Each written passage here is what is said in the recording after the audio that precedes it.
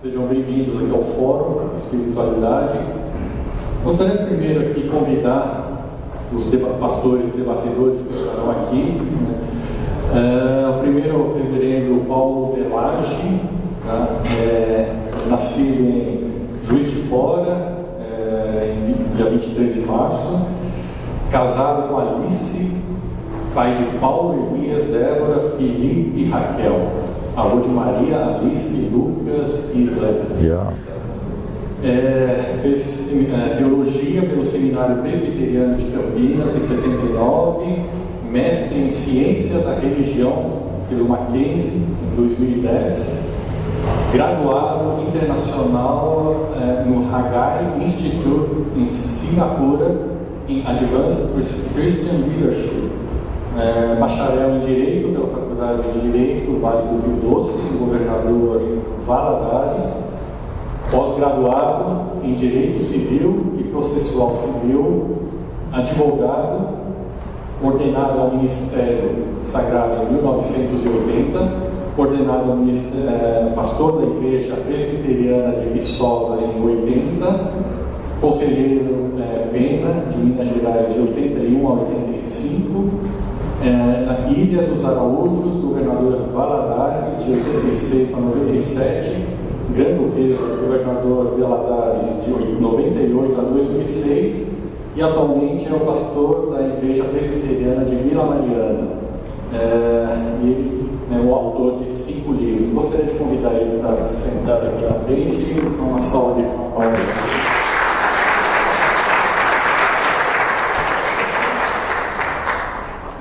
Gostaria de agora apresentar o pastor Marcos Garcia, casado com Débora, há 24 anos, natural de Esteio, Rio Grande do Sul, exerce função ministerial pastoral e de ensino.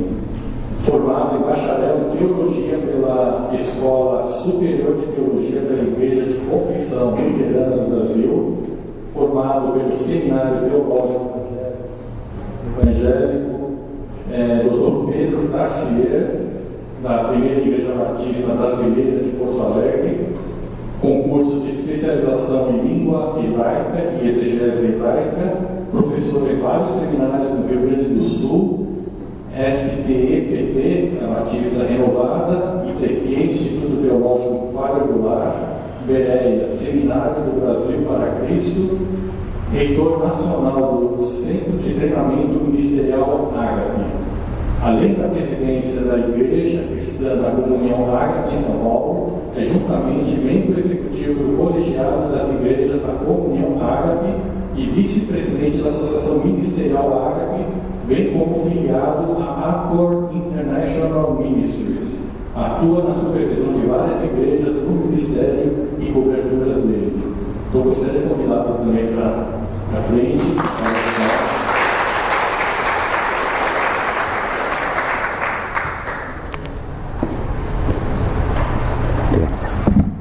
Agora eu gostaria também de convidar o pastor Eduardo Barata, casado com a Damares, pai de Yasmin, da Melise. Experimentou o novo nascimento em Cristo em 29 de novembro de 75. Tornou-se pastor de tempo integral a partir de 1981. Fez mestrado pleno em hermenêutica pela Faculdade Teológica Batista de São Paulo. Atualmente é diretor executivo do Ministério Caminhada Bíblica desde 2002, que é um ministério interdenominacional. E também atualmente ajuda a igreja da Vila Nova e da Ita. Gostaria de convidá-lo.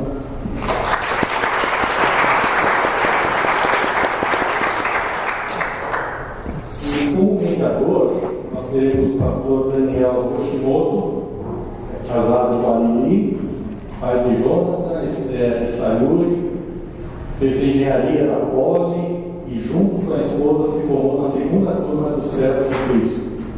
Depois de trabalhar como engenheiro por 11 anos, decidiu se dedicar ao ministério com tempo integral como pastor da INEL Sorocaba e, desde o ano passado, também na Igreja de São Paulo. Participou da revitalização de uma igreja em Amambai, Paraguai, e em Piedade, e ajudou a começar uma nova igreja Sorocaba, uma em Interlagos e ainda sonha com uma igreja em Lima, Peru. Tem ajudado na formação de vários pastores e missionários. Estarei também convidando para frente.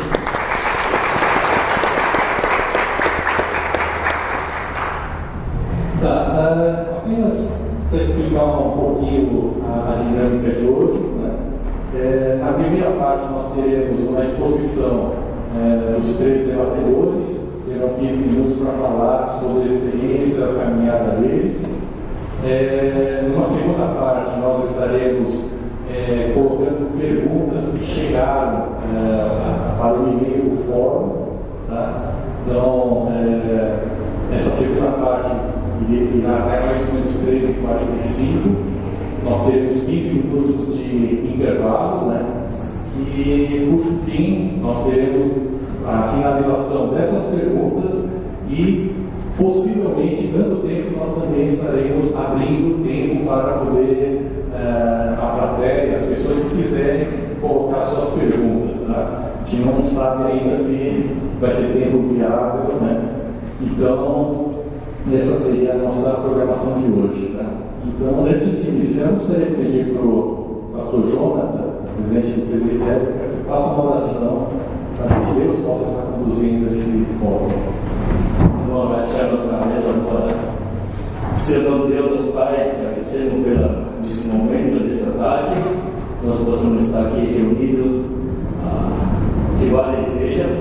Pedimos que o Espírito Santo abre nosso coração, abre nossa mente, para cada um de nós possamos chegar e entender como o Espírito Santo trabalha no passado, desde o passado até agora, principalmente na vida de cada um de nós.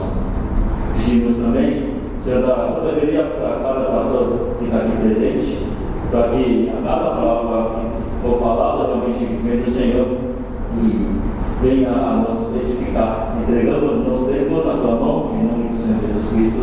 Amém. Amém. Então a gente vai começar então esse período inicial com apresentações pessoais e como tem sido lidar com essa questão especialmente de dom de profecia e dom de línguas. Eu expliquei para quem escreveu para a gente no Fórum de Líderes que a gente não vai abrir demais o método, porque tem um monte de perguntas que você pode fazer, né? Porque escrever perguntas legítimas.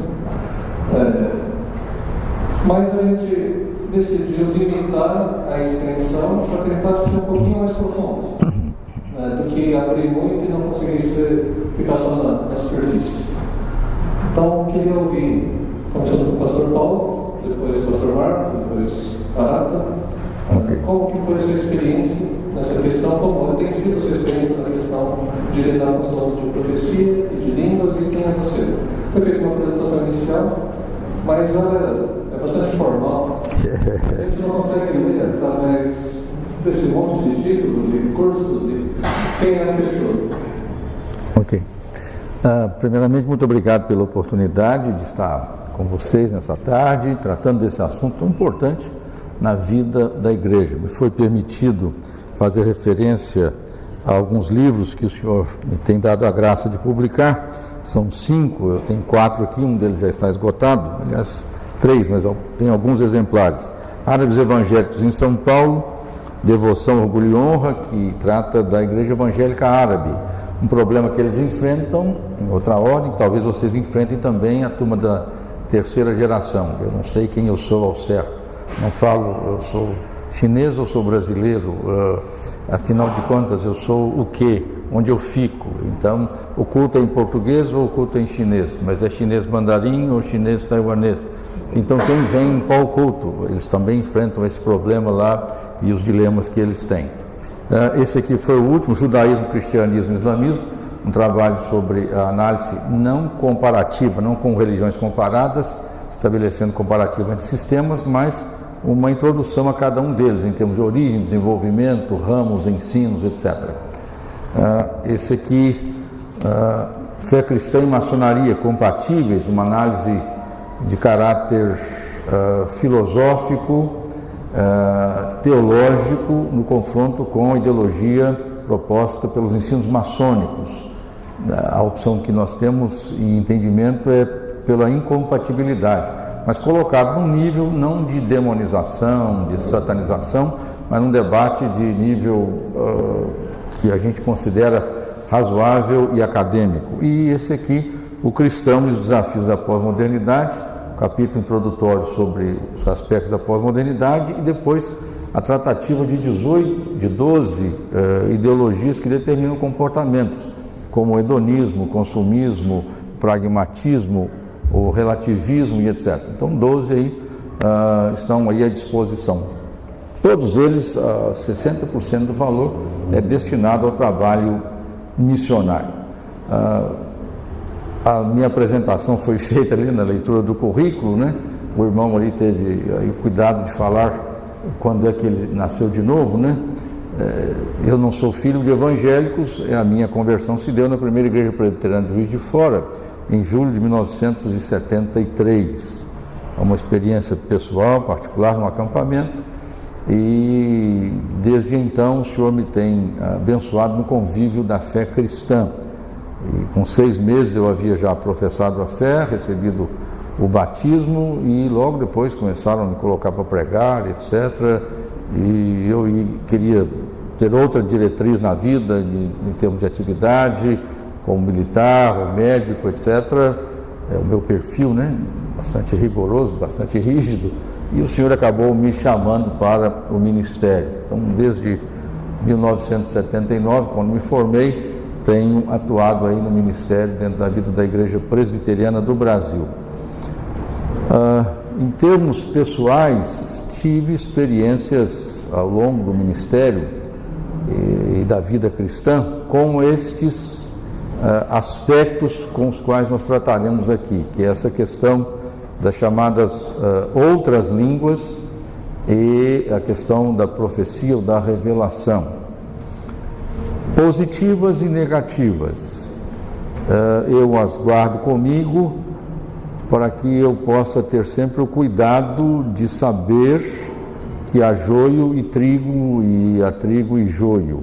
Nem sempre o discernimento entre as duas coisas é tão fácil de se fazer. Relato isso numa mesma reunião em que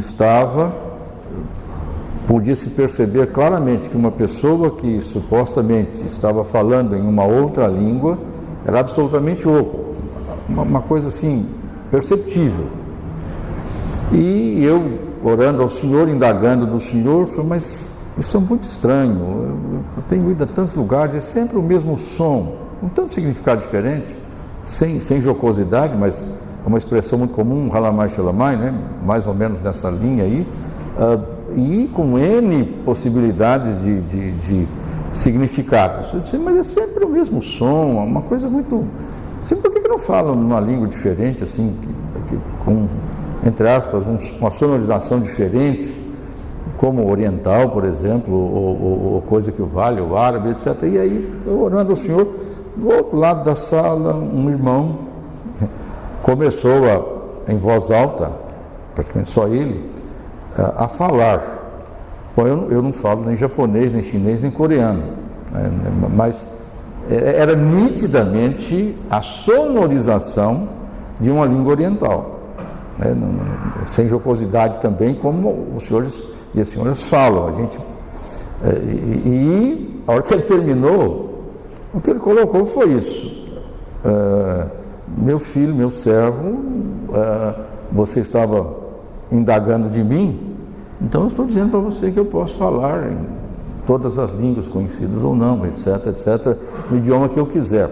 Bom, na terra de onde eu venho, eu disse assim, enfiei a viola no saco e fui para casa, né? Quer dizer, me recolhi, fiquei quietinho e guardei comigo no coração, ou seja, não vou discutir isso, é uma experiência minha, pessoal, não posso fazer da minha experiência, que é digital minha, impô-la aos outros. Mas eu percebi, olha, tanto tem joio, quanto também tem trigo. Eu não posso jogar tudo, lançar tudo numa vala comum e sepultar. Então, essas experiências, antes de ser ministro, né, eu as tenho comigo. Nunca tive dificuldade na convivência com irmãos que possam manifestar esses chamados dons. Eu convivo com irmãos da Assembleia de Deus, igrejas renovadas, etc. Nunca tive dificuldade quanto a isso. Mas, na condição de ministro presbiteriano, tenho eu uma formação que me leva não só a um entendimento, mas à aplicação desse entendimento. Talvez diferente da situação que vocês estão vivendo, por uma igreja relativamente mais nova, vamos chamar assim, a Igreja Presbiteriana do Brasil tem hoje uma posição fruto de debates já de longos anos, com uma pastoral tratando desta questão.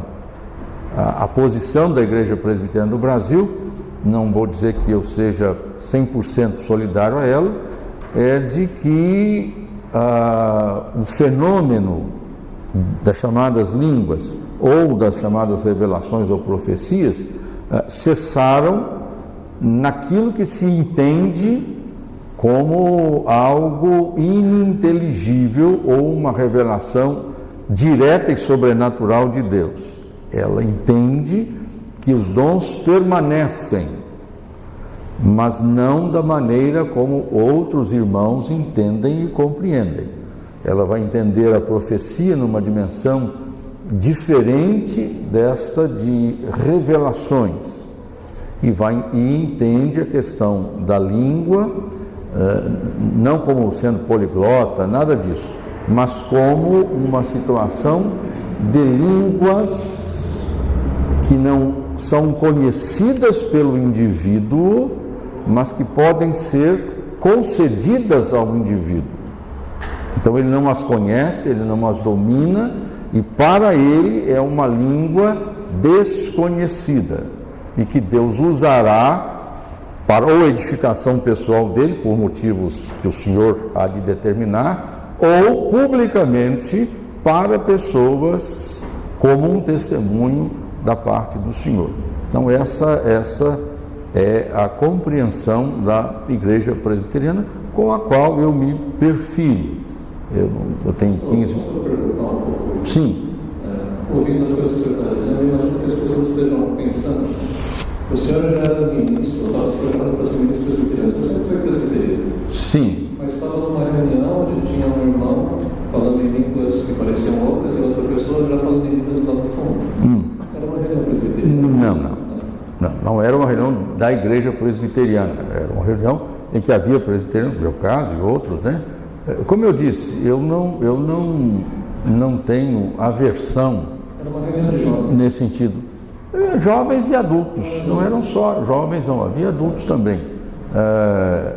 Mas não era exclusivamente de uma denominação. Tá?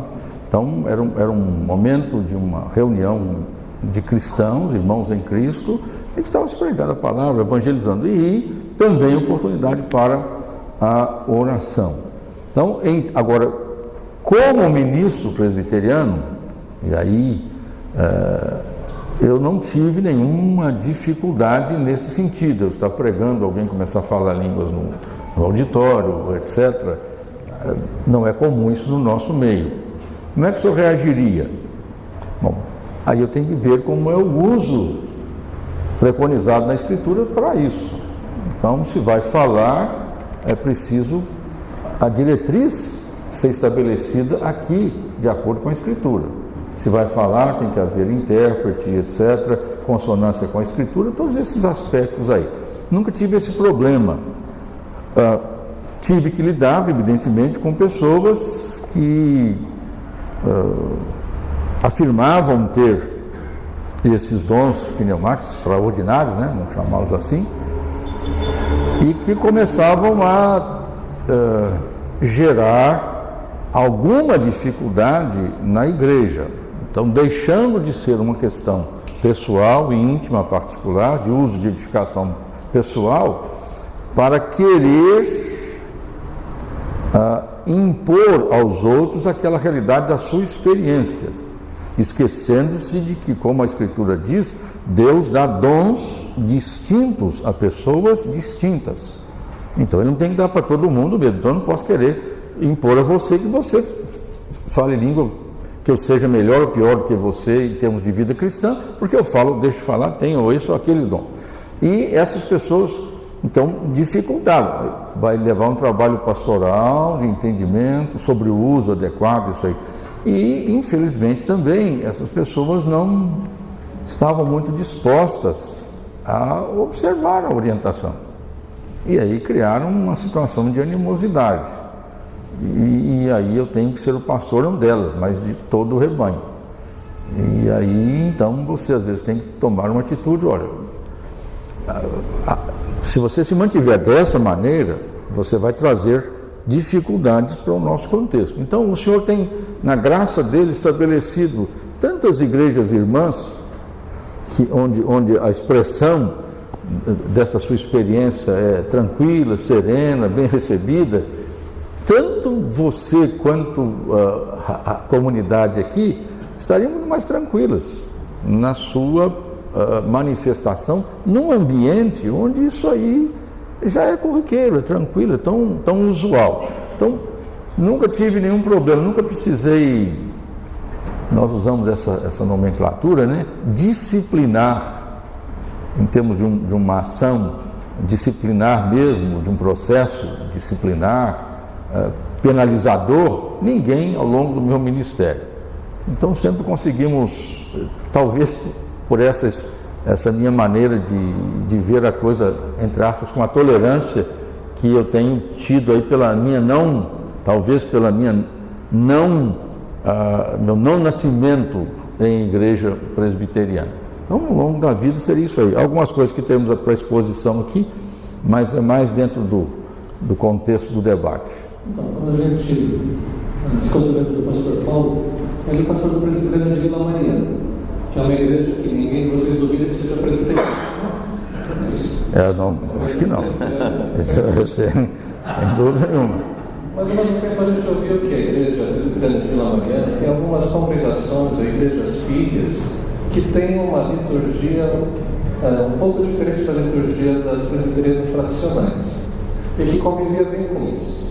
Então, por isso a gente falou, puxa, seria interessante ouvir alguém que tem essa experiência, tem esse alcance, está vendo isso acontecer na igreja e não vai lá para disciplinar. Então, essas igrejas filhas, elas continuam sendo presbiterianas, apesar de terem uma liturgia diferente da Vila Mariana. Mas são presbiterianas seguramente, né? São 11 ou 12 filhos, né? É bom que se diga, a própria igreja presbiteriana da Vila Mariana, ela não é uma igreja, ela tem uma estrutura evidentemente litúrgica presbiteriana, mas ela não é uma igreja, tem 5 coros, tem uma orquestra, mas você tem grupos também de louvor e adoração. Adolescentes, jovens, que vão cantar cânticos, usa bateria, usa guitarra, usa chocalho, essas coisas todas. Então, é uma igreja que tem esse viés de não conservadorismo exacerbado e fechado. Não é uma estrutura engessada. A ordem, a decência.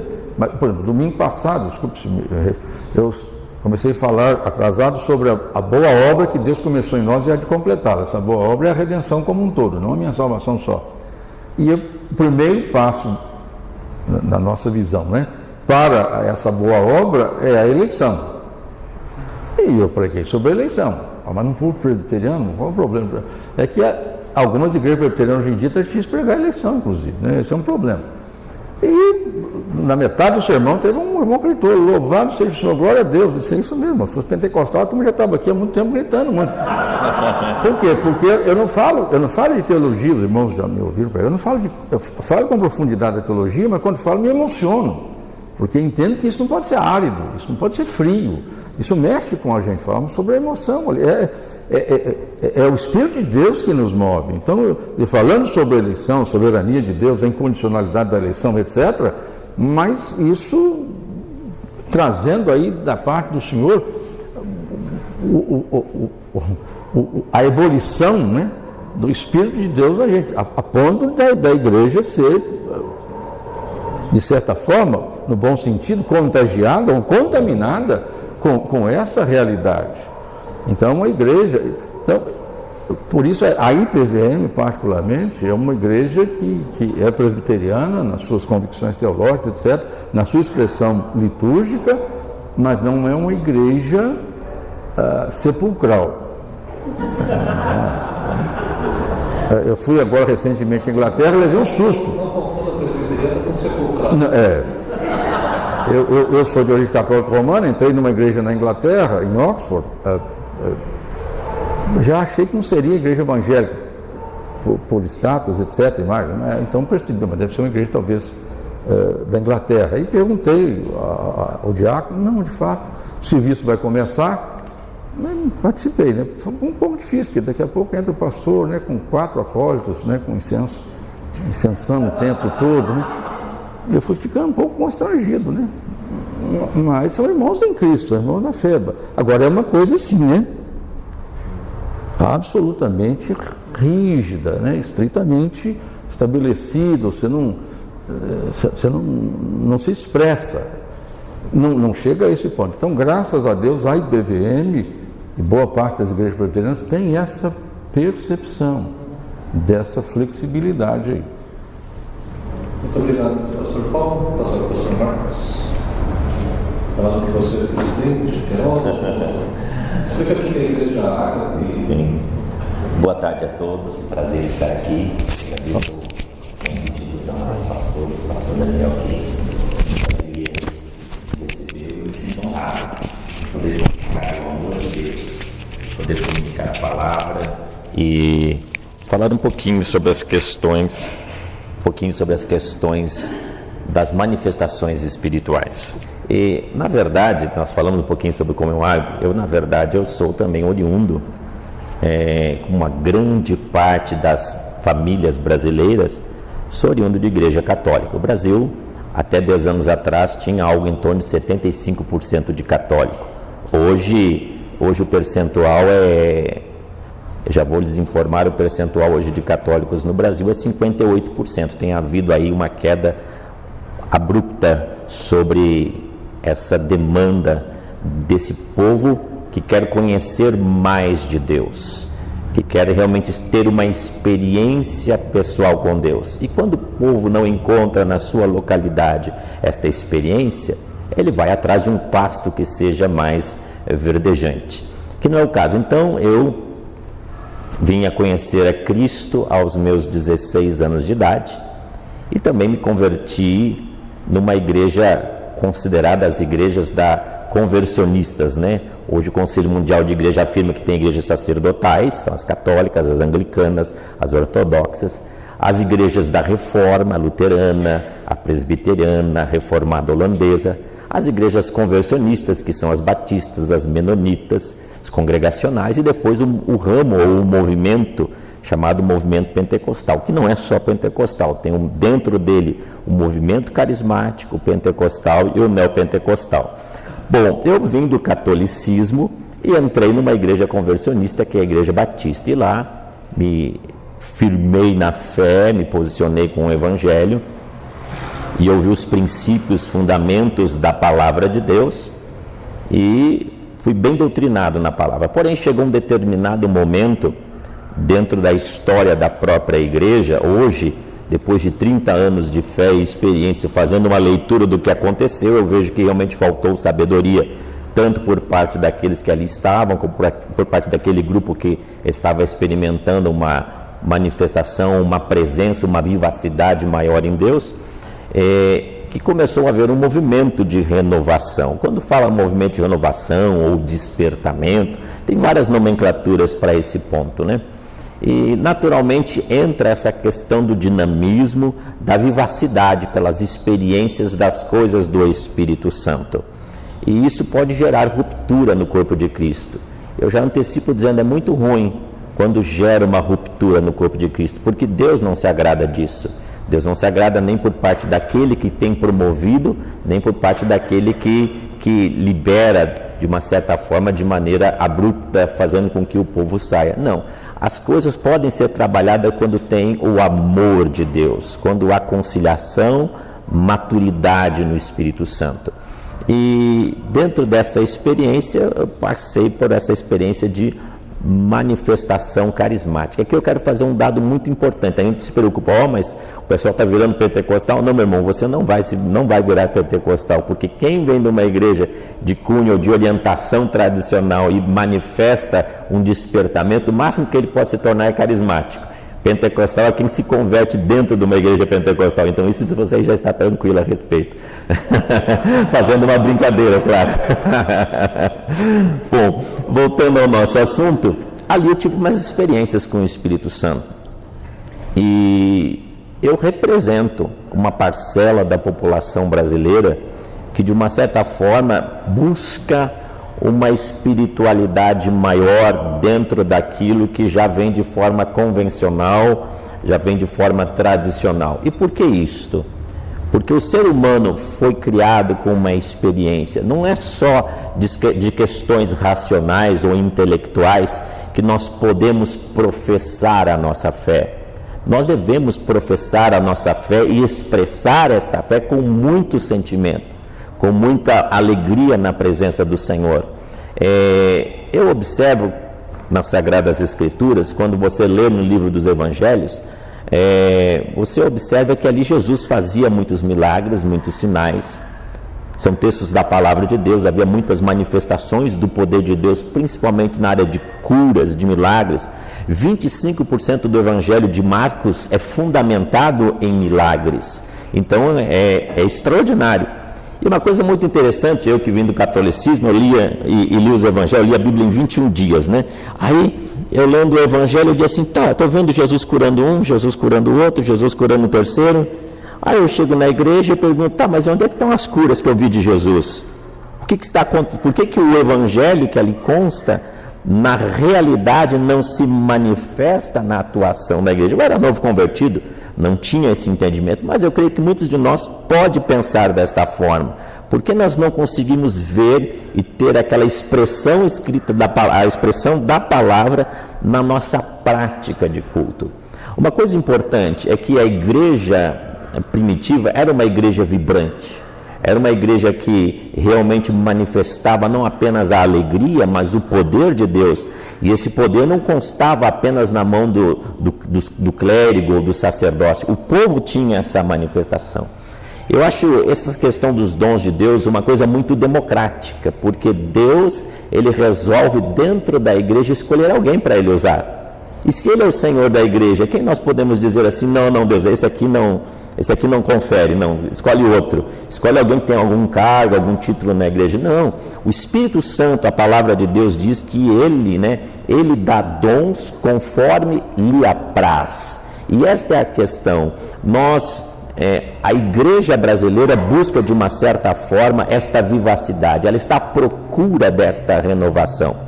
Dados comprovam que o aumento desse movimento, falo nesse sentido, o movimento pelas manifestações do Espírito, as manifestações espirituais, tem sido intensa na igreja. E não apenas segmento do catolicismo tem migrado. Desde 1979, a Igreja Católica, no concílio em Puebla, no México, adotou o movimento carismático. E de lá, hoje no Brasil, a estatística é de que 58% dos católicos brasileiros já são carismáticos. Como pode um movimento de 79 já ser maioria no Brasil? Se nós pararmos para pensar, o movimento carismático, de uma certa forma, hoje ocupa 10% da população mundial. Ou seja, em 100 anos de manifestação do poder de Deus, já temos muito mais movimento, muito mais pessoas que professam essa prática da expressão dos dons, do que daqueles que não processam. No Brasil, 82% da fé evangélica é uma fé que expressa a manifestação dos dons. 12% não expressa a manifestação dos dons. Isso que só existe no Brasil há 100 anos. Então, como pode haver esse crescimento tão extraordinário se não existir, primeiramente, já no coração do homem, uma sede por experimentar o sobrenatural de Deus? A sede está ali. Nós não podemos permitir que posicionamentos do racionalismo de Descartes, do positivismo de Augusto Comte, venham determinar como sejam os ditames da nossa crença. Não podemos fazer isso, porque hoje uma fé intelectualizada é uma fé determinada no afã de conseguir conquistar esse segmento da sociedade. Não, nós, a população, o povo, ele quer um evangelho que seja um evangelho que possa experimentar o poder de Deus. E sendo assim, agora eu vou voltar para a minha experiência, fechando parênteses aqui, eu experimentei essa questão do poder de Deus com muita imaturidade, sim, como qualquer criança. Quando começa a falar algum tipo de idioma, ela não fala fluentemente. Eu não posso pedir para uma criança de 3 anos que ela fale o português correto, ou até mesmo o chinês, o mandarim correto, porque ela está em fase de aprendizado. E hoje, fazendo uma releitura, eu vejo que muitas coisas, como nós dizemos assim, são consideradas meninices. Mas aí entra a importância de haver na igreja homens que tenham conhecimento da palavra, exatamente como tem sido feito aqui, que aprendam a palavra de Deus, que possam instruir e corrigir as pessoas para que ela tenha também este equilíbrio de ter conhecimento da palavra e esse equilíbrio de ter experiências com o poder de Deus. Muitas pessoas fazem assim, dizem assim, não, é importante que na igreja haja equilíbrio. Sim, é importante, desde que esse equilíbrio não seja um equilíbrio mínimo, onde o fator do equilíbrio seja o fator mínimo, mas que seja um equilíbrio elevado, que possa haver uma grande e profunda experiência com a palavra, para que esta venha legitimizar as manifestações, porque senão pode incorrer em incoerências aí. Pois não, Pedro? Você se converteu aos 16 anos. Perfeito. Foi para uma igreja batista. Exatamente. Mas foi dentro que você fez seminário luterano. Isso mesmo, eu me converti na igreja batista, entrei para essa questão da manifestação do mover do Espírito Santo, depois fui para a igreja batista de uma linha renovada, fiz seminário também na linha renovada, mas Que idade você tinha nessa? 19, 20 anos. E voltei a fazer o seminário pela Confissão Luterana do Brasil, porque eu não tenho problema de conviver. Esta é a chave. Nós não podemos ter problemas de convívio entre os irmãos. Aquilo que nos une tem que ser maior e mais poderoso das nossas divergências, das nossas opiniões diversas. Porque a raiz da nossa fé é uma, Jesus Cristo, o nosso Senhor. Então, eu consigo conviver muito bem, né? Tive bons relacionamentos dentro da própria da Igreja Confissão Luterana, onde também tem a minha formação teológica, né? E isso tem sido gostoso. Eu acho que essa experiência nós podemos ter. Você que optou por ter uma posição mais reservada, mais intimista da questão da fé, glorifique a Deus por isso.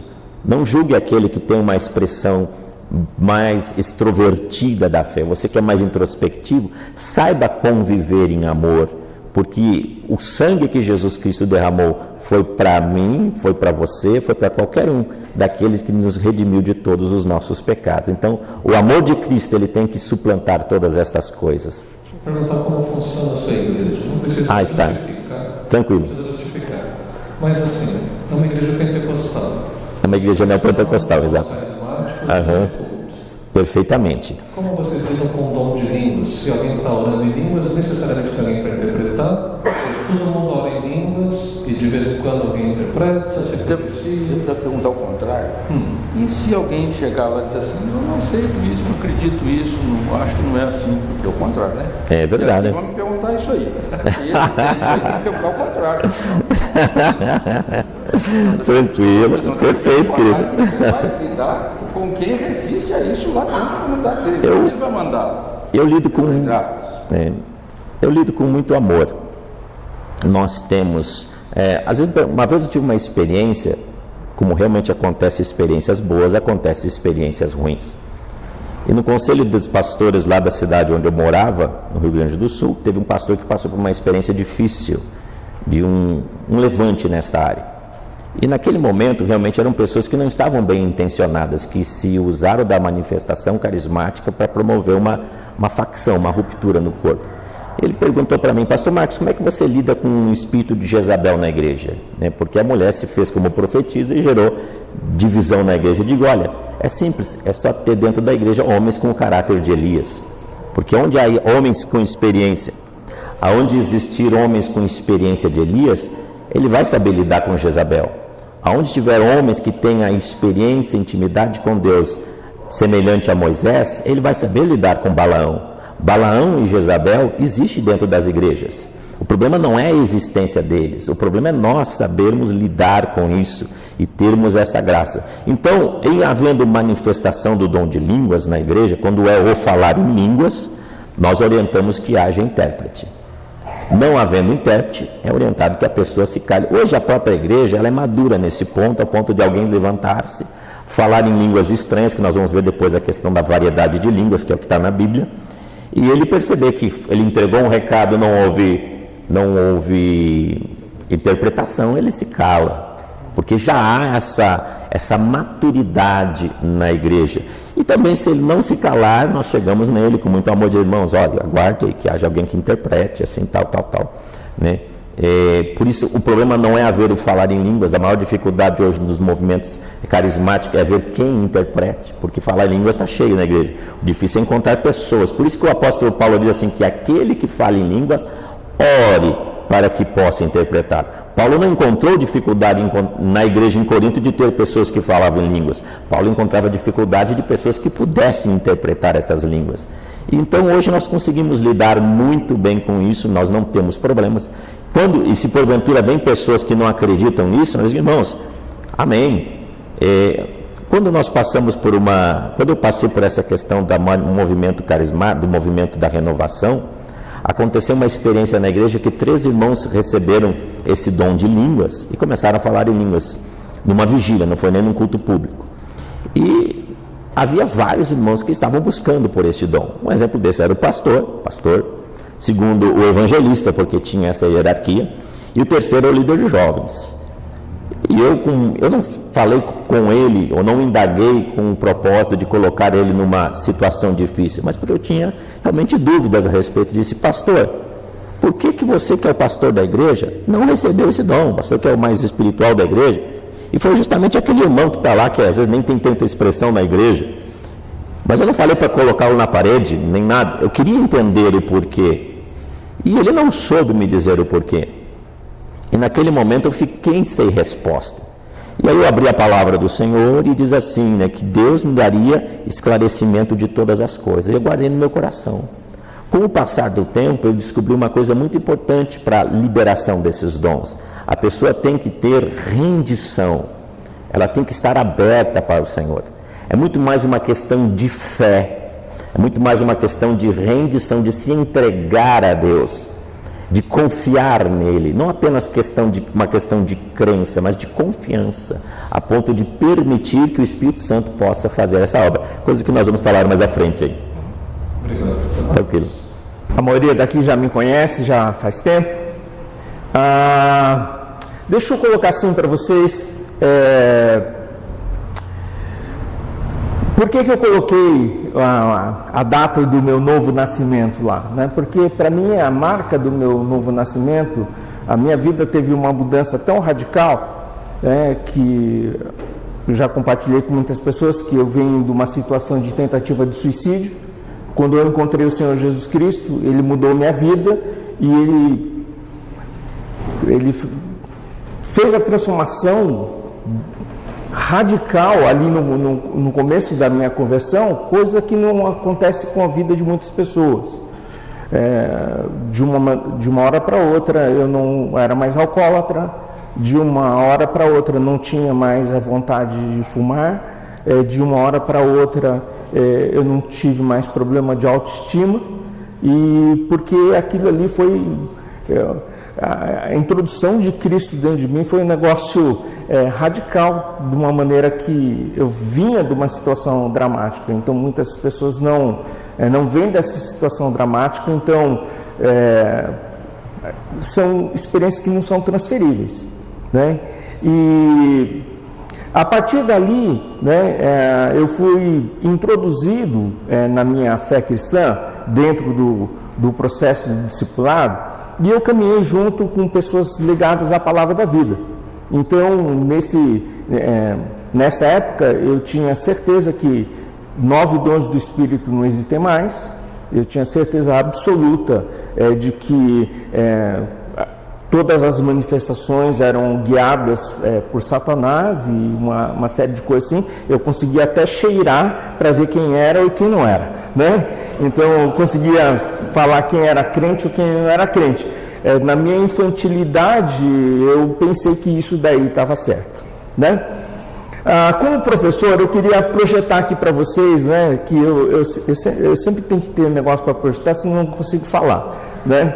E aí eu vou seguir aqui um roteirinho aqui com vocês. Travou.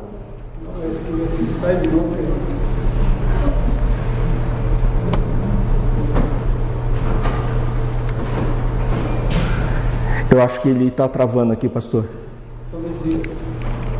Desliga. Eu só não usa, né? Tá. Desculpa, pastor.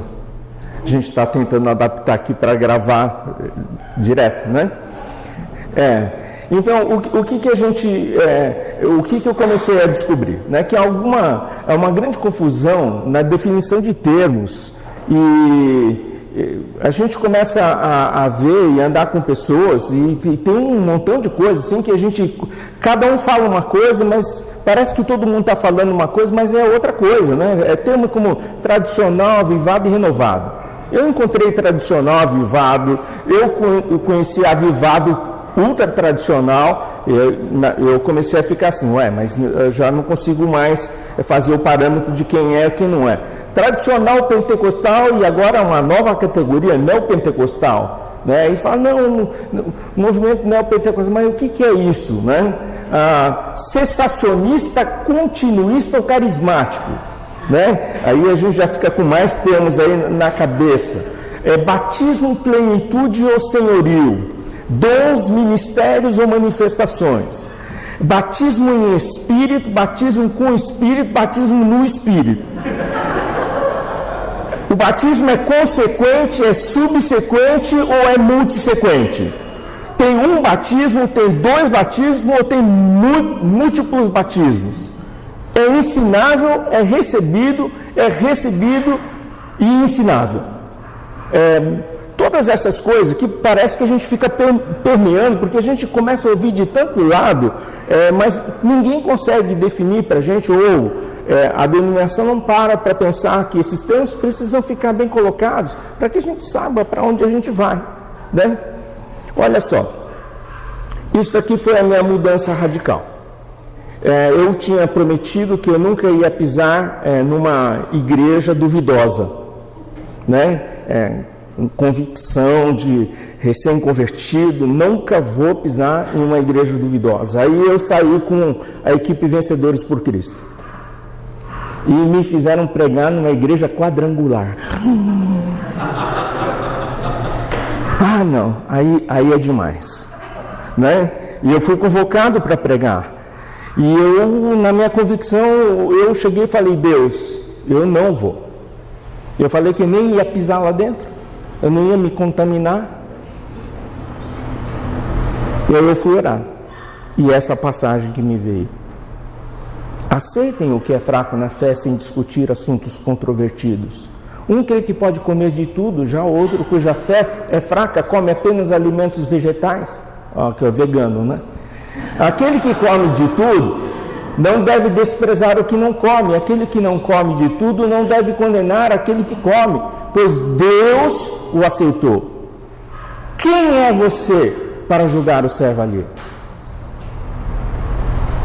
E eu fui tomado, naquele momento, de um grande temor, de olhar para as pessoas e começar a julgar as pessoas, sem entender a história das pessoas. A partir daí, a minha vida mudou. A minha vida de começar a perceber Deus nas pessoas mudou. A maneira de eu enxergar a teologia mudou, né? Eu poderia brincar aqui, né? Se eu leio Romanos capítulo 9, eu sou presbiteriano roxo. Se eu leio capítulo 10, eu sou batista roxo. Mas se eu leio 11, eu sou wesleyano roxo. Então eu creio como presbiteriano, eu prego como batista e vivo como metodista, né? Que tem que viver em santidade. A gente olha assim, A coisa mais difícil que a gente tem na nossa vida é que, eu não sei por que a gente começa a estampar pessoas, né? Colocar etiqueta na pessoa, né? Esse é disso, esse é daquilo, esse é melhor, esse é pior, e nós não entendemos a história da vida das pessoas. Essas 4 passagens são as 4 passagens que falam sobre dons, né? Mas eu quero falar uma coisa, né? Seu dom espiritual é um plano de ação. Será que a unidade que é descrita quando ele fala sobre dons, porque todas essas passagens estão chamando a igreja para a unidade, essa unidade é utópica ou é uma unidade atípica? Será que a gente pode sobrepor o nosso racionalismo, sobrepor o nosso julgamento para conviver e andar junto, né? Efésios 4, né, que todo mundo está careca de saber, que ele designou alguns para isso, para aquilo, né? Ele fala que para que o corpo de Cristo seja edificado e até que todos alcancemos unidade. Então, na verdade, a igreja é uma jornada onde nós estamos buscando unidade, né? O que é unidade? Unidade da fé e do conhecimento do Filho de Deus. Eu vejo Apocalipse, Jesus fora da igreja, batendo na porta, pedindo para entrar. É um absurdo pensar que Jesus não tem um local de primazia que gera essa unidade que é atípica. O mundo não tem unidade, a igreja deveria de ter unidade, né? E ele fala ainda mais, né, que para a gente não ser levado por toda o vento de doutrina e pela astúcia e esperteza do homem que induzem ao erro. Antigamente eu só li isso aqui, não li as outras coisas. Eu não quero atingir maturidade por irmão, né? Eu fiz um esquema aqui para vocês, né? Deus deu dons para preparar para a obra do ministério, para a edificação do corpo. Mas o que está no meio disso tudo aqui? Unidade na fé, conhecimento do Filho, maturidade espiritual, medida da plenitude de Cristo, corpo unido, e não ser ludibriado por coisas que Satanás pode estar perturbando a vida da igreja. Para que é isso daqui? Qual que é a função disso tudo aqui? Seguir a verdade em amor. É interessante que todos os textos que falam sobre dom, ele fala sobre amor. E quando a gente olha com tanto julgamento, irmão, que a gente não tem manifestação de amor. Tem irmãos que têm vergonha de falar que tem dom, porque ele sabe que ele vai ser julgado se ele falar. Tem irmãos que, ouvindo que o outro tem dom, já até tira o filho do banco para não ser contaminado, né? Infelizmente, a igreja andou por um caminho errado, porque tudo isso que Jesus está fazendo na vida da igreja é para uma só coisa, aquilo que nós somos chamados: evangelizar o mundo. E João 17 fala: se a igreja não estiver unida, não tem isso daí, né? Essa ação, ela é colocada de fora, né? 1 Pedro, ele fala: administrando fielmente a graça de Deus em suas múltiplas formas, né? A gente muitas vezes tem um pensamento único, mas a forma de Deus é múltipla. O que Deus faz na minha vida é diferente do que faz na vida do irmão e de uma irmã. Deus tem processos diferentes. Deus age segundo algumas maturidades. De vez em quando eu tenho maturidade para suportar um peso, mas eu não tenho maturidade para suportar o outro. E o outro irmão tem aquela maturidade, então ele recebe aquela outra coisa. Portanto, irmãos, rogo-os pelas misericórdias de Deus, que ofereçam em sacrifício vivo, santo e agradável a Deus. Esse é o culto racional de vocês.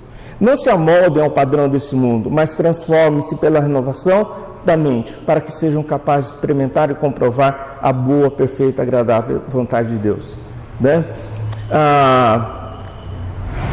Termina esse texto dos dons falando assim: dediquem-se uns aos outros ao amor fraternal. E talvez a gente pula a continuação e vai para o 11: nunca lhes falte zelo, sejam fervorosos no espírito, sirvam o Senhor. Mas ele fala: prefiram dar honra aos outros mais do que a si próprio. Se alguém recebeu alguma coisa que você não recebeu, não é por você ter inveja ou tentar abafar o que o outro tem, mas para tentar ouvir o que Deus está fazendo na vida dele, né? Isso que eu falo que é talvez a essência daquilo que eu tenho aprendido. Eu não vou passar as outras passagens, eu vou deixar lá para o final para a gente trazer mais coisas. Eu quero declarar para vocês, eu tenho um dom de profecia.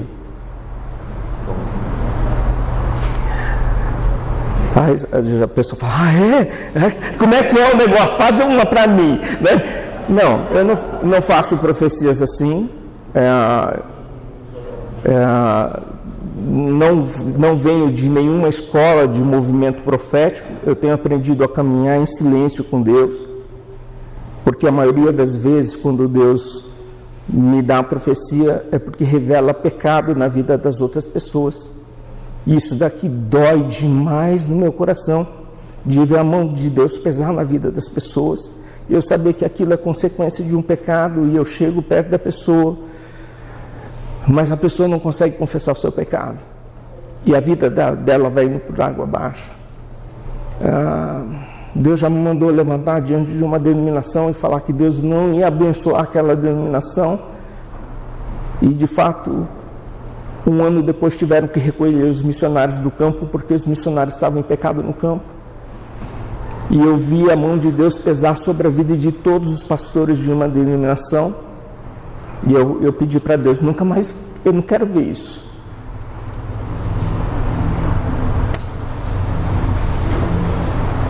Eu falei até para Deus, eu não pedi isso. Eu queria tantas coisas, mas o Senhor deu alguma coisa. Eu guardo no meu coração. Eu quero harmonia com os irmãos. Quero conhecer a história deles. E é isso que é a minha jornada hoje, né? O pessoal pergunta, mas quem você é? Bom, hoje eu estou presbiteriano porque eu estou no ITA ou na Vida Nova. E domingo que vem? Domingo que vem eu estou metodista livre porque estou na igreja japonesa.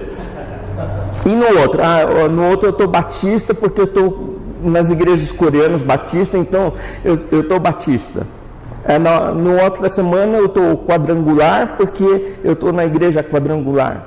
Né? E graças a Deus, o que eu tenho visto é a graça de Deus manifesta na vida das pessoas que são salvas pelo sangue de Jesus Cristo, pelo sacrifício vivo do Senhor Jesus Cristo. Irmãos diferentes, com experiências diferentes, mas Deus trabalhando na vida dessa pessoa para ela crescer em maturidade na fé e em unidade do corpo. Obrigado. Na verdade, pediram para ser um dos mediadores, ou ser um mediador, porque a gente passou por uma experiência em Sorocaba. Guarata foi metodista livre por 2 anos, pelo menos. Por 19. 19, mas nasceu batista, ficou metodista livre, voltou a batista, ou agora nessa transição. Mas quase sempre esse avivamento acontece entre os jovens. E na nossa igreja aconteceu o contrário. O pessoal mais velho, que foi para a conferência da Anomé, voltou muito animado. E Deus fez um movimento muito bom lá na igreja. Até hoje o nosso recorde de batismo, 32 batismos em um ano. Uma igreja de 100 membros é uma coisa muito boa. Mas tinha essa coisa do ensino, né? Aquilo que Deus fala é o que vale. O que está escrito na Bíblia a gente pode discutir. Eu falei, espera aí, não é assim, né? O que você está falando, eu chamo ele de tio até hoje, né? E ele continua membro da nossa igreja. Tio, você está falando então uma coisa, mas a Bíblia fala o contrário. Fala, a experiência diz assim. O que a Bíblia fala, a Bíblia está certa, mas a gente tem que entender o que Deus quis dizer lá, mas o que vale é isso daqui, é a experiência. Então essa dificuldade, eram 2 níveis diferentes, e eu ouvi naquela época uma expressão que depois ele pediu perdão. Quando você chegar onde eu estou, aí você vai entender. Sabe, essa atitude de eu estou muito acima de você, você não entende porque você ainda está aí embaixo. Eu já estou fazendo seminário de Servo de Cristo, Não é que eu fosse maior do que ele, mas eu entendia da Bíblia. Eu cresci na igreja cristã. E toda vez que ele pregava, eu ia lá, viu, tio, você falou de novo um negócio que na Bíblia fala o contrário. Então ficou essa tensão. E a tensão na igreja foi dos jovens contra os adultos, mas os adultos que eram avivados e os jovens que eram freio de mão puxados. E a discussão sempre terminava nessa conversa que o pastor Marcos falou. O amor é maior do que as nossas diferenças. O amor deve cobrir multidão de pecados. Várias vezes ele levantou e falou assim, melhor eu sair. Eu saio, se alguém quiser sair, sai junto, mas vocês continuam aí na igreja, pode ficar aí. E a gente falava, não, você tem que ficar, você é um dos fundadores da igreja, a gente precisa de você. E de todas as igrejas que passaram por esse processo mais forte de uma parte da igreja estar avivada, como é que é o outro nome? Carismatizada, renovada, e a outra não, todas as que eu conheci na minha história, todas elas romperam. Um grupo sai e monta outra igreja. A nossa igreja até então foi a única que eu conheci que não rompeu. E então é importante essa coisa do amor. Serve de sugestão. Quando você lê aquele 1 Coríntios 13, versículos 4 a 7, que a gente usa para casamento, essas coisas, na verdade é para uma igreja, que tem gente que tem dom e tem gente que não tem dom. Então o amor não é para se orgulhar, se achar. O amor não é para invejar. O amor sabe proceder de maneira correta. Então todos aqueles itens falam sobre essa postura nossa de amor em relação às outras coisas, em relação ao irmão especialmente. A gente recebeu algumas perguntas. Deixa eu perguntar para os pastores aqui, vocês só dizem que sim ou que não? Os dons do Espírito Santo são dados para a edificação da igreja? Sim, não tem discordância. Como igreja comunitária, seja como igreja indivíduo. Ok. São para manifestar o poder de Deus nesse mundo? Os dons de Deus são para manifestar o poder de Deus nesse mundo? Sim ou não? Sim. Sim. Não são só para isso, mas também para isso. Ok? Sim ou não fica difícil. Então, ainda estamos concordando. Sim. Por que? Perguntaram, né? A gente compilou as perguntas que chegaram. Por que pouco ou nada se ensina, ou quando se ensina enfatizados exageros e erros e não certo, sobre os dons da igreja presbiteriana? E aí talvez vou falar com o senhor, pastor Paulo, sem jogar culpa talvez na sua igreja ensino, mas assim de modo geral, e tem sido isso parece, né? Estou chegando também 1 ano e meio, na presbiteriana de Taiwan, presbiteriana de Formosa. Por que se ensina pouco ou não se ensina, ou quando se ensina só falando dos perigos, dos riscos, se a igreja acredita que os dons existem até hoje? Eu fiz essa pergunta no presbitério. A igreja presbiteriana de Taiwan acredita que os dons cessaram ou não? A resposta foi unânime dos pastores: não cessaram. Todos eles valem até hoje? Todos eles valem. Então por que a gente não vê essa expressão dos dons? Por que não se ensina sobre esses dons? Não sei se você consegue ajudar a gente nisso. São basicamente, tinha a ideia que seriam os dois a serem tratados. A questão da expressão de línguas e profecia. Isso. Qual a concepção que se tem sobre esses dons? Eu entendo que as pessoas às vezes queiram sempre esse mover de Deus, etc. Mas, com todo respeito, eu nunca vi ninguém convocar a vigília para buscar dons contribuir. Nunca vi ninguém pedir dom de contribuir a Deus. Senhor, tem misericórdia no meu coração. Eu quero a abundância do Senhor com esse dom na minha vida, de contribuir. Nunca vi. Por quê? Talvez porque, bom, vai saber. Ele existe, claro que existe. Ele existe, claro que existe. O dom de língua tem que ser o único, coitado do pastor, ficou humilhado por equívoco. Mas Deus dá a cada um segundo ele quer. Dá a você isso, dá a você aquilo. Então, eu, particularmente, entendo que a expressão do dom de língua, ele vai ocorrer em Atos 2, Coríntios 14.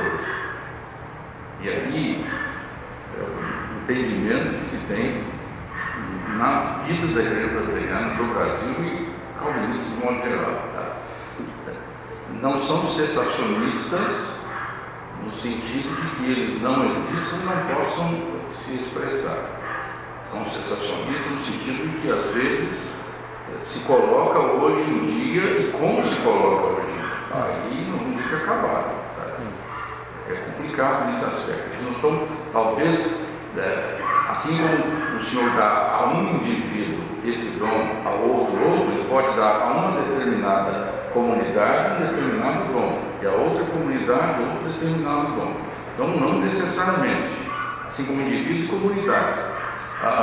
Atos capítulo 2 é claro e cristalino que ali se tratava de idiomas, e aí lá o grego está claro, né?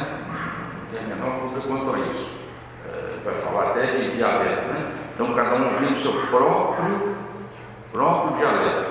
Não é um fenômeno auditivo aditivo. Os discípulos pregavam nessas línguas, que eles não conheciam anteriormente.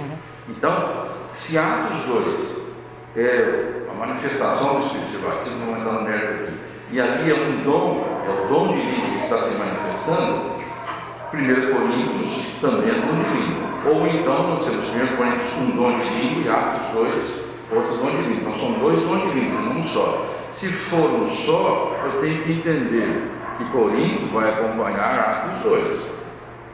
Se forem dois dons de línguas, então eu tenho que ver nas Escrituras que há dois dons de línguas, e eu não tenho referência que me respalde a esse entendimento, a essa compreensão. Até porque também na primeira carta de Paulo aos Coríntios, capítulo 14, você vai encontrar lá, né, a glossolalia, né? Você vai encontrar heteroglossia, outras línguas, você vai encontrar aspectos nesse sentido, mas nunca xenoglossia, nunca língua estranha. Sempre língua de estrangeiro. Tanto é que quando Paulo vai falar lá em 1 Coríntios 14 sobre como é que ele vai falar, citando o profeta Isaías, a citação é: falarei por lábios de estrangeiros. Então, a compreensão que se tem dentro da igreja presbiteriana é que o dom de língua não é capacidade de aprender língua, não é ser poliglota, nada disso. É a ação de Deus em conceder a alguém de forma espetacular, sobrenatural, essa capacidade de falar em uma língua que ele não fala. Uma língua conhecida ou uma língua... Aí sim, pelo que nós temos de referência nas Escrituras, é sempre uma língua conhecida, não para o indivíduo. Pode ser uma língua morta ou viva. Tá, mas é um idioma, uma coisa assim. Tanto é que lá em Atos 2, no nosso próprio dialeto. Então, é língua inteligível no sentido de formulação. Aquela ideia de língua dos anjos, com todo respeito a quem entende que toda vez que um anjo falou com alguém, falou na língua do indivíduo. Até Muhammad, quando recebeu a revelação de Allah falou para o anjo Gabriel, que por sua vez falou com Allah em árabe.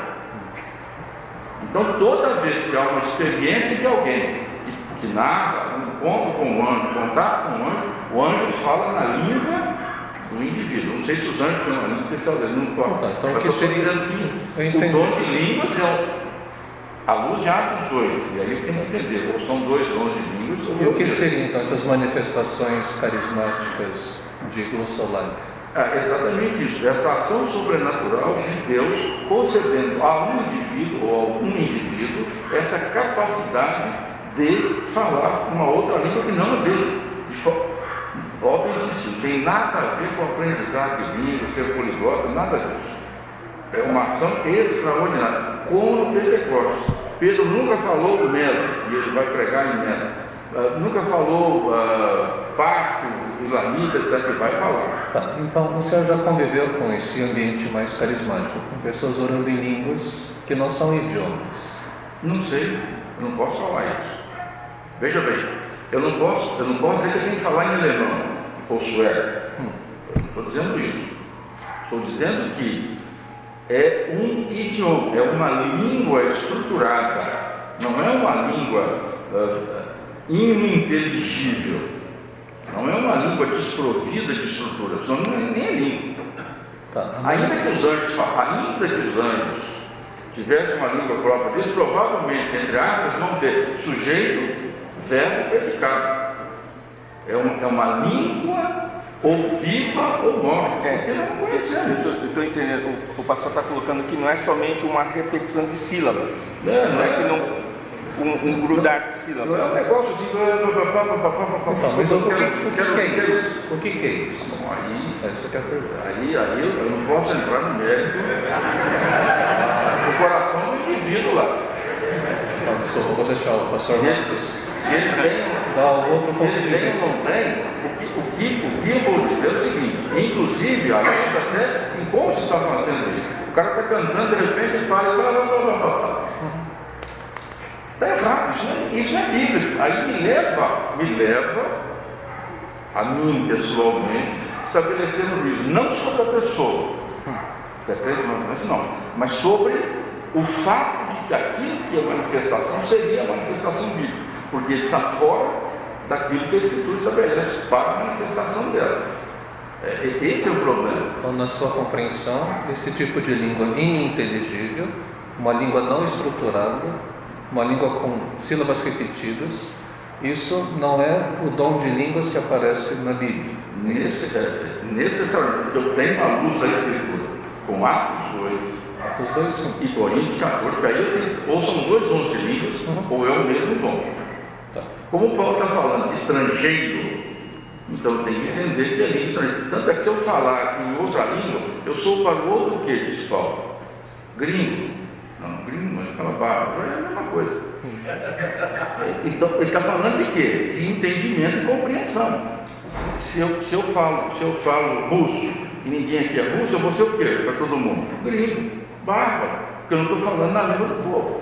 Então ele está falando novamente de língua. O senhor lembra que a origem da palavra bárbaro é uma onomatopeia? Ah, sim. Sim. Então, o outro vai entender. Pastor Marcos, como que é o seu ponto de vista sobre essas línguas não estruturadas que a gente ouve? Primeiro passo, eu creio na existência da língua dos homens e da língua dos anjos, o que está na Bíblia. 1 Coríntios 13, ainda que eu fale a língua dos homens e dos anjos. Bom, eu não sou linguista de língua angelical, né? Eu não entendo a estrutura sintática dessa língua. Porém, eu entendo que a palavra de Deus fala também aqui em Marcos 16, em meu nome falarão novas línguas. Que novas é essa? É nova para mim? Ou é novas no sentido de até então desconhecida para o ser humano? Então eu não posso presumir e estabelecer só como idiomas, ainda que eu creia também, concordo com o pastor que Atos... Está certíssimo dizer que Atos 2, estavam falando ali 16 dialetos, partos, elamitas, todos eles por um propósito, porque a Bíblia diz que Deus, quando dá, Ele fala para edificação, e naquele momento a edificação era missionária. Aconteceu bem no dia de Pentecostes, o dia da colheita, era um dia também de Deus alcançar as nações, por isso as 16 nações foram alcançadas. Interessante que ali houve língua, mas não houve interpretação pelo Espírito, porque a interpretação foi natural, porque eles entenderam na sua própria língua, então faltou alguém que interpretasse do Espírito, interpretou pelo conhecimento técnico e não pelo conhecimento do Espírito, mas cumpriu com o propósito. Quando nós começamos a entender as coisas do Espírito, a Bíblia diz que o homem espiritual, ele discerne bem. Nós não podemos presumir as coisas espirituais e tentá-las estruturá-las dentro de um conhecimento humano, porque o homem natural não consegue compreender as coisas do Espírito. Com relação, agora voltando ao assunto das línguas angelicais, eu tive experiências de pessoas que falaram em línguas de idiomas, eu mesmo já fui utilizado nesse teor. Eu tenho um sinal com Deus, uma coisa que eu coloco, que quando alguém quer falar comigo em línguas para saber se é de Deus, geralmente eu utilizo um idioma que eu conheço, aí eu já faço essa tradução também, perfeitamente. Embora a Bíblia não fala de tradução em línguas, a Bíblia fala de interpretação de línguas, porque no traduzir você tem que pegar sujeito com sujeito, verbo com verbo, predicado que é objeto direto, mas a Bíblia fala de interpretar as línguas, não de traduzir as línguas. Então não há necessidade dessa cadência. Outra coisa importante, Paulo diz assim que no mundo há muito tipo de vozes, todavia nenhuma delas sem significado. Então qual é o significado desta língua? Então, voltando ao assunto sobre línguas de... Outro texto importante também, 1 Coríntios 12 não fala de línguas, fala de variedade de línguas. Observe o texto, o que é variedade de línguas? São inúmeras, diversas línguas. Então ali não está explícito ou implícito que seja apenas línguas de nações, embora nações esteja colocado realmente, de fato, pertence a esse critério. Eu vou entrar no campo experimental. Novamente, campo experimental não serve como doutrina, correto?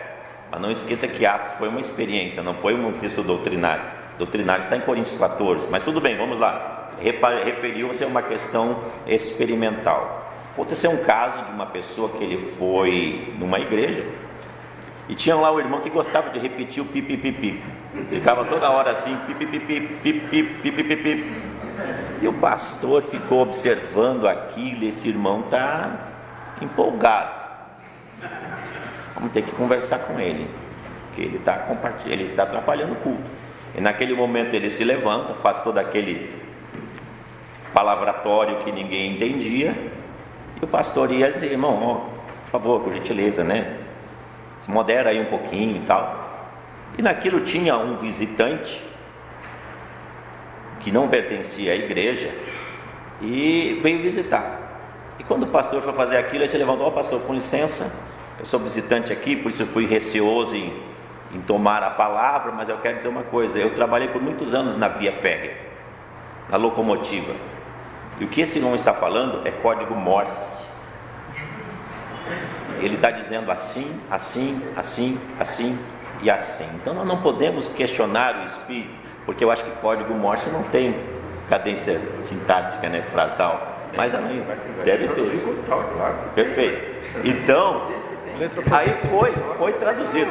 Uma outra experiência também, claro que é no campo experimental, de uma determinada mulher que estudava o egípcio antigo, e dessa língua, que já é uma língua morta, apenas poucas pessoas no mundo conseguem traduzir o egípcio antigo e sequer falar, porque sendo uma língua morta não tem como falar. E ela estava com algumas dúvidas, e ela entrou numa igreja, a irmã lá do Rio de Janeiro, a irmã era uma irmã cristã, de uma igreja, né, que dava liberdade para o Espírito, e ele pensou assim: olha, só falta levar essa minha irmã chique, cheia de conhecimento, cultura, lá naquela igreja, e acontecer aquelas coisas todas que acontecem no culto. Do lado dela sentou um homem, né, não vem ao caso, mas esse homem era Gari, e ele começou a falar em línguas naquele momento. E aquela visitante começou a chorar, porque tudo que ela indagava com Deus, o homem estava falando em egípcio antigo. Então nós não podemos duvidar do poder de Deus. Será que o nosso Deus é só de ontem? Será que o nosso Deus foi só para Atos dos Apóstolos? Ou o nosso Deus é o mesmo ontem, hoje e para todo sempre? Tudo bem, Atos dos Apóstolos, a igreja precisava do crescimento, daí então a manifestação dos poderes carismáticos. Mas será que agora, na época do acabamento da igreja que vai ser ataviada como noiva, será que não é muito mais importante haver este aperfeiçoamento da obra do que no início? O que você se dedica mais, no início da obra ou no final? Embora deva se dedicar nos dois sentidos, né? Mas nós damos muito mais atenção na hora do acabamento. Por isso que a palavra de Deus em Joel diz que o Senhor derramaria do seu Espírito sobre toda a carne. Isso seria nos últimos dias. Que derramamento seria esse, senão o poder, sinais, milagres, maravilhas? E nós temos visto que há no ser humano uma necessidade, por não apenas ouvir de Deus falar, mas de sentir o poder dele, de sentir a presença dele. Todo dom espiritual, ele é para um fim proveitoso. Se não há um fim proveitoso, então está na hora de nós julgarmos a profecia, julgarmos as manifestações. Cabe a nós fazer isso. Se a Bíblia coloca isso dessa forma, porque realmente precisa ser julgado. E então nós cremos de fato nessa manifestação sobrenatural do Espírito Santo, Nós cremos que existe uma lógica de Deus, existe um entendimento de Deus nessas línguas, e basicamente quando há uma interpretação, isso testifica para aquele que recebe, ele é edificado, né? Com todas aquelas considerações que está estabelecida ali na ordem do culto público. Perfeito. Aproveitando o seu conhecimento teológico, a igreja recebe os dons para a edificação do corpo. A igreja é comparada com um corpo humano, né? Com um é mão, outro é pé. Então, se você tem um dom, ao invés de outro, exerce o seu dom. Se os dons de manifestação, a gente não vai falar de todos, mas dom de línguas e dom de profecia fazem parte desse conjunto de dons. São pessoas que têm dons que pertencem ao corpo. Então, se não tem a mão, ou se não tem o pé numa igreja, ou interpretação do pastor Paulo, Deus distribui isso para as denominações. Então, uma denominação é mão, outra denominação é pé, outra denominação é orelha, outra... Como que você entende isso? Isso vale para são denominações. Cada igreja local tem que ter todos os dons. E se tem que ter todos os dons, o que acontece com a igreja se ela não tem essa liberdade para expressar os dons? Deixa eu só fazer uma colocação histórica, né?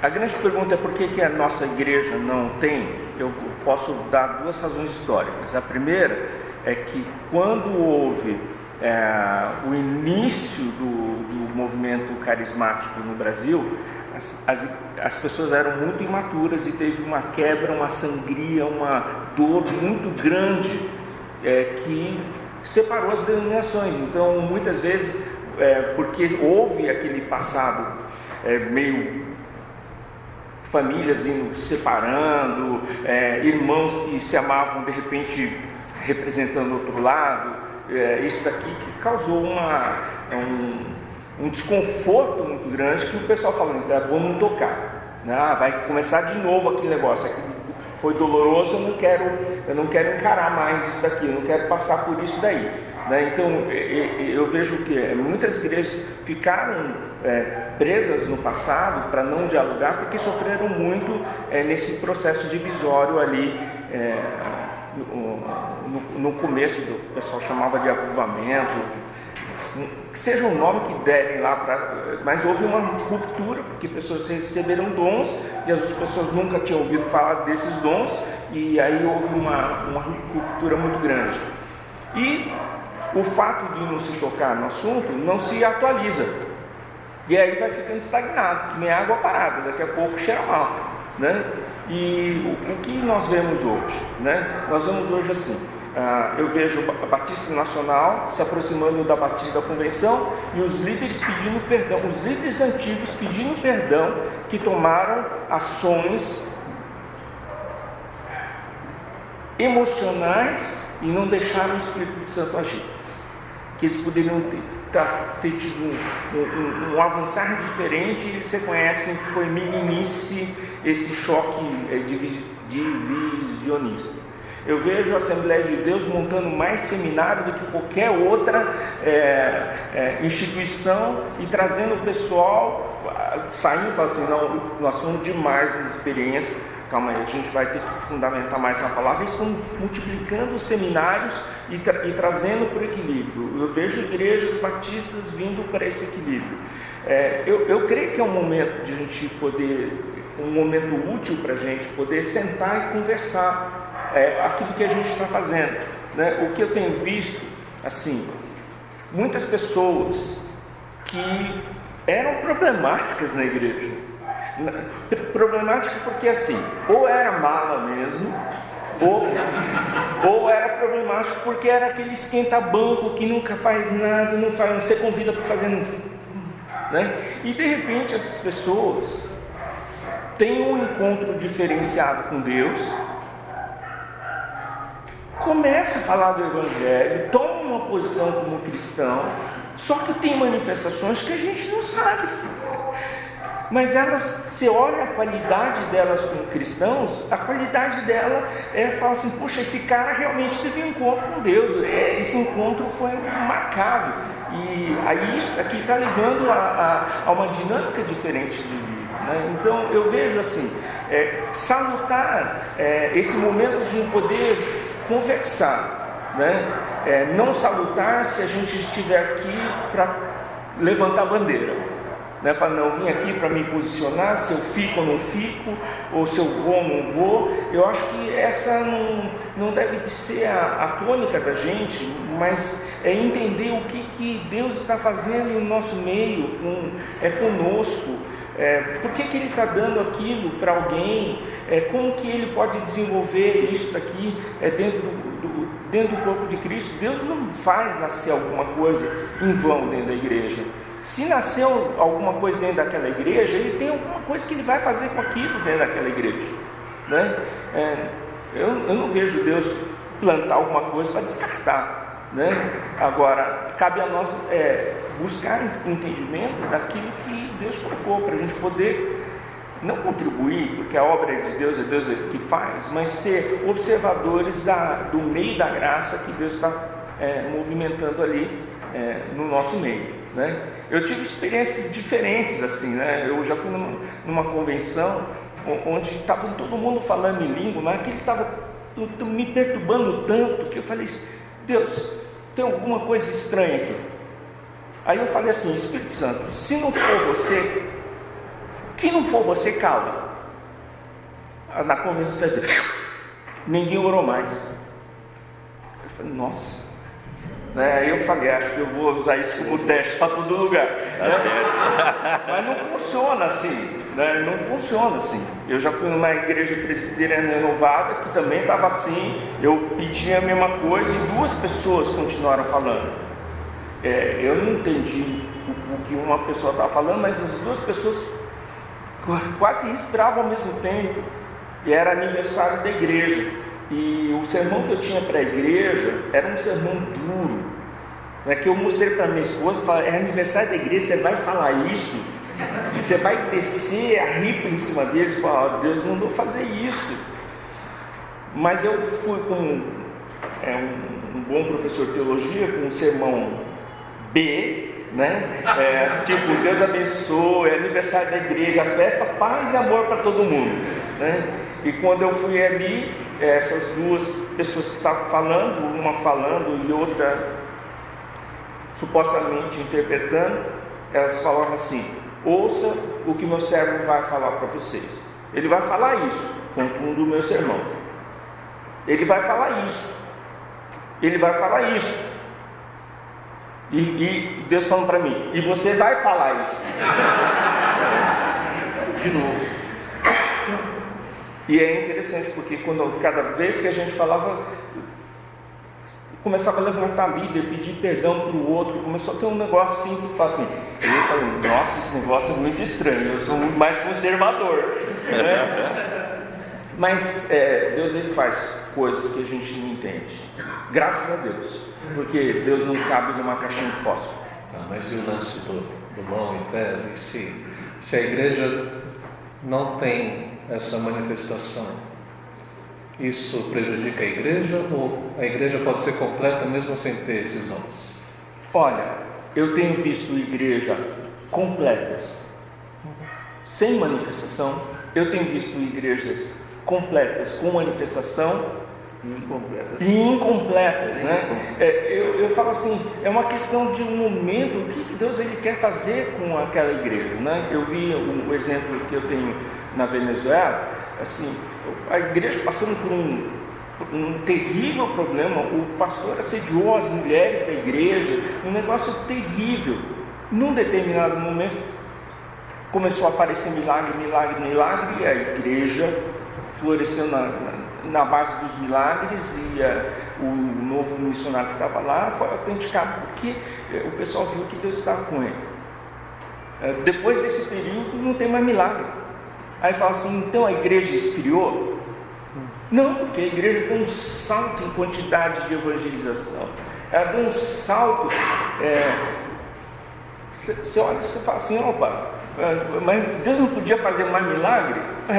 Mas Deus quis parar, é o Espírito Santo que Ele faz na hora que Ele quer, do jeito que Ele quer. Então, eu vejo que são momentos que Deus ele vai fazer, mas o mais importante, eu falo, que todo passo na igreja, seja ela a igreja ela tem que se unir em amor fraternal, para que essa expressão de amor ela vá para fora, né?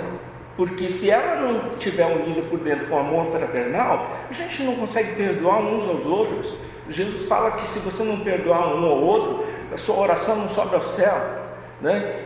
E só o amor que ele é capaz de receber a confissão de alguém e estender o perdão para o outro. Então, seja ela começando com alguma coisa ou tendo muita coisa, se o centro não é esse amor fraternal, ela desfalece, ela despedaça, ela se desvincula.